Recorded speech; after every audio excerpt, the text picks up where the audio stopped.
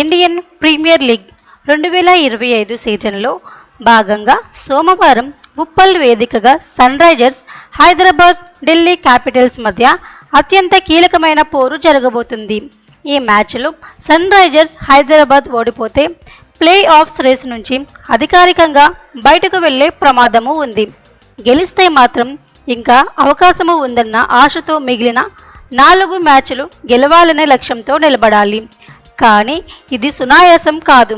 Play offs ఆశలు బలపడాలంటే sun Risers జట్టులో కొన్ని కీలక మార్పులు చేయాల్సిన అవసరం స్పష్టంగా కనిపిస్తుంది.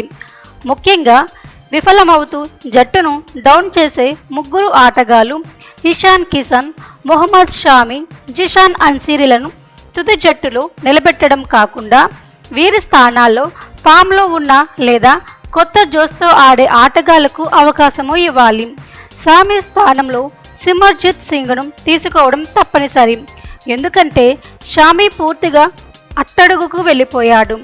సిమర్జిత్కు గతంలో కొన్ని అవకాశాలు వచ్చాయి, కానీ అవి పూర్తిగా సద్వినియోగం చేసుకోలేకపోయాడు. అయినా ప్రస్తుతం షామీకు బదులుగా అతనే మంచి ఎంపిక. అలాగే జిషాన్ అన్సారీ తన బౌలింగ్తో పెద్దగా ప్రభావం చూపకపోవడంతో అతని స్థానంలో అనుభవం కలిగిన లెగ్ స్పిన్నర్ రాహుల్ చహార్ను తుది జట్టులోకి తీసుకోవడం అవసరం. ఇక వరుసగా ఫెయిల్ అవుతున్న ఇషాన్ కిషన్ను తప్పించి స్మరణ్ రవిచంద్రన్ వంటి స్థిరత కలిగిన బ్యాట్స్మెన్ను ఆడించాలి. ప్రస్తుతానికి ఎస్ఆర్హెచ్ పాయింట్ల పట్టికలో 9వ స్థానంలో ఉన్న నేపథ్యంలో మిగిలిన మ్యాచ్లో తప్పనిసరిగా గెలవాలి.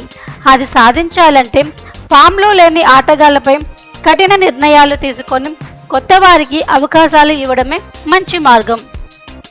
ఈ మార్పులతో పాటు ఇతర జట్ల ప్రదర్శనపై కూడా ఆశలు పెట్టుకోవాల్సి ఉంటుంది.